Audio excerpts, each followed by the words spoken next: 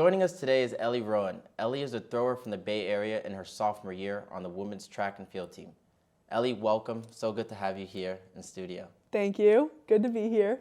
So Ellie, you just won your first Patriot League gold medal. You shattered the school record and led the league in weight throwing. And putting a little salt in the record book's face, you broke the record again with a throw of 19.93 to win your first title. Sophomore year has been so good to you. I'm half expecting you to say you'll be competing in the Olympics this year.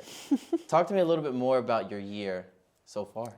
I guess the year started off, I came a little early in the summer to get a little extra training in, and just all throughout the summer and the fall, I feel like it included a lot of hard work, and our training group just really went at it in the weight room. I feel like it was probably one of the most successful training periods of my life. That's and awesome. So I think that the Patriot League title and stuff like that, it all came back to the hard work and the work we put in the spring, summer, and fall. That's amazing. Lovely to hear that. So let's explore on that a little bit more.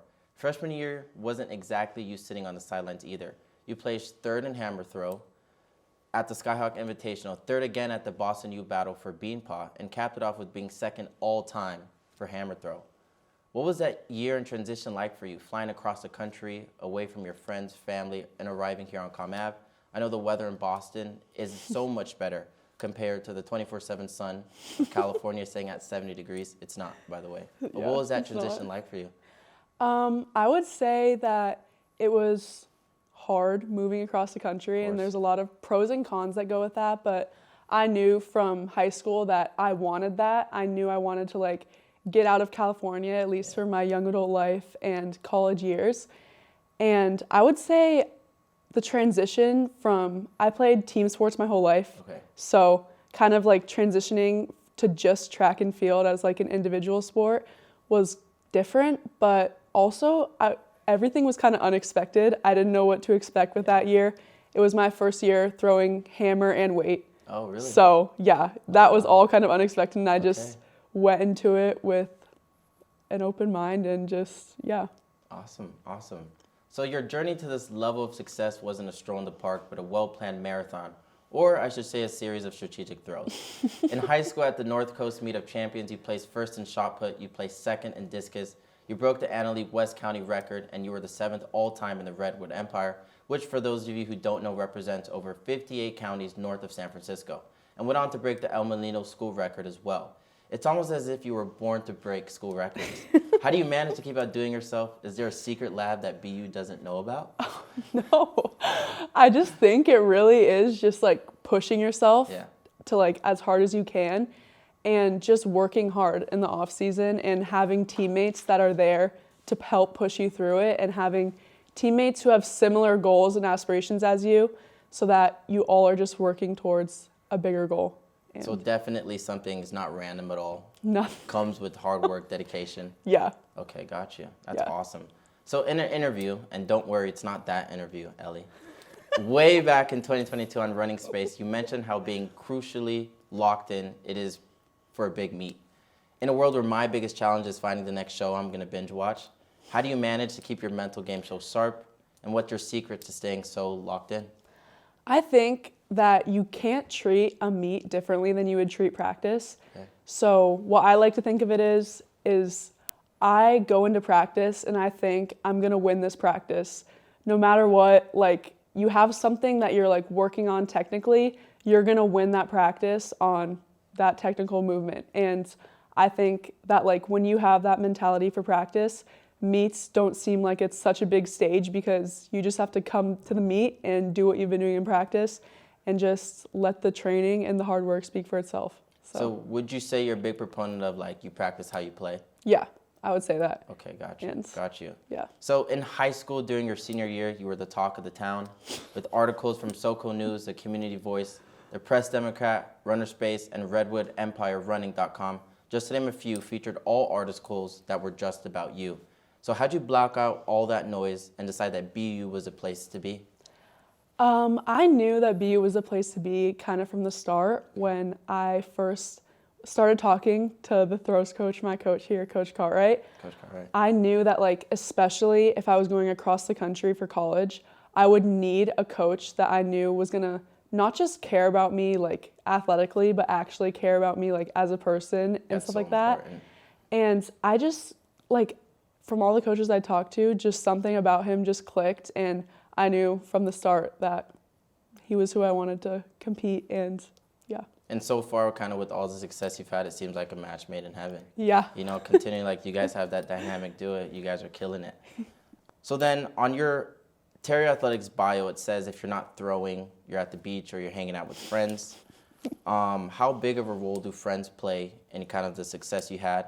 And what beach, given the weather we've had, could you possibly be talking about?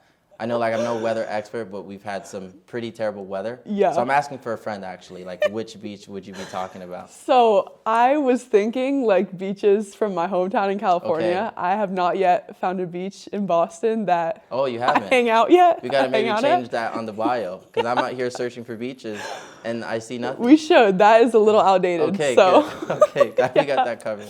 But I definitely think friends and connections play a huge role in this because, one, they're your support group. Yeah. You're who they go home to every night. Like, not everything is going to be all about track. And so I think it's important to have a balance in, like, your social life outside of track as well as on the track. So I've made great friends outside of track and great friends inside of track. And I think it's good to have a balance between the two. Awesome, awesome. So now let's talk about your family. Your dad, Michael Roan, played in the NFL, which I'm guessing made playing catch in the backyard a little bit more interesting. Yeah. What's it like to have a dad who played in the league? And did he coach you in the fine art of throwing, or was it just more like, don't break all the windows in the house? I actually played basketball my whole life. Oh, so okay. he was kind of like the main focal point for that, like shooting hoops in the backyard when you were little, stuff like that. Breaking windows or just shooting hoops? Just shooting around. Okay. But yeah, he's always been my, like, the person I look up to the most, and I trust him with all athletic advice and social advice, but Okay. he's definitely like my role model in you. life. So did he also help you in that transition from basketball to do full-time kind of track and field? yeah, I mean, like, he's always taught me to like work hard no matter what. Of course. So I think just like the tactics and like skills I've learned throughout my whole life playing like different sports translated into track, and he's the one to thank for that. So Awesome. yeah. And given that he went to, I guess, University of Wisconsin, is that a team you guys kind of follow all together as a family, or? I would say so, yeah. Okay. Like when the football game is on, we're always watching. You guys ever and, been to the games, or? He has, Okay. obviously. Yeah, of course. But Postseason tickets. I have not gone, no. But I would like to go to a Wisconsin game. Hopefully him. that happens. Yeah. So this year was very special for you and the team, with multiple Terriers making the podium. What was the most special thing about sharing the podium with your teammate, Emma Kowalski? Did you guys break out into singing fits of "We Are the Champions," or was it more of "Don't Trip" going up on the podium? I think that, like, it just showed all the hard work that paid off between me and her throughout that whole year. And we both deserve to be up there. And so I'm glad I got to share that happiness and just excitement with my teammate. So. And did anyone trip on the way up? I hope not. But it happens sometimes. I've seen it. No, me and her did not trip, so that's a win. That's really good. So behind all of the success, all the media attention, all the trophies, lies the reality of being a student athlete, which are early morning, late night, struggling school, and constant travel. Yeah. So what fuels your fire to keep pushing through? Or is it sheer determination, or do you just like collecting medals? I would say that it is my determination, and I set goals for myself, and I have aspirations for what I want to accomplish as an athlete, and so I want to accomplish what I know I can. So looking ahead, what's next for Ellie Roan? Any records in your sights or milestones you're itching to conquer? And with the team heading to Miami for the Hurricane Invitational, are you looking forward to the competition, or are you excited about getting your potential Chan or potential beach time on? What's next? I am excited to compete. This will be obviously my first outdoor competition of the year, so haven't really thrown outside that much since the summer, so I'm excited to see where I'm at, and kind of that my results from that will be a gauge for kind of the goals I want to set this outdoor season.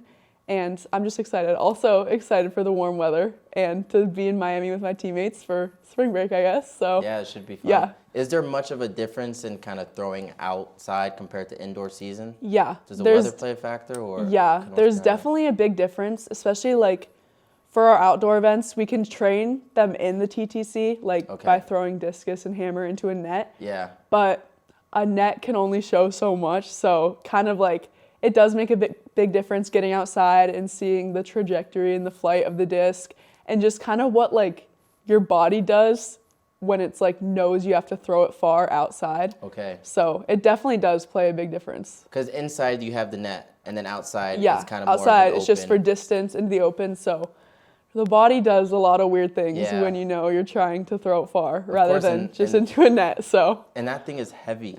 It is super heavy. So big ups to you guys and kind of best of luck in Miami. That's all the time we have for today. Next up, we have Patriot League MVP Eitan Rosen for men's soccer. Be sure to cheer on and keep up with Ellie on Instagram and Twitter @TerrierTFCX.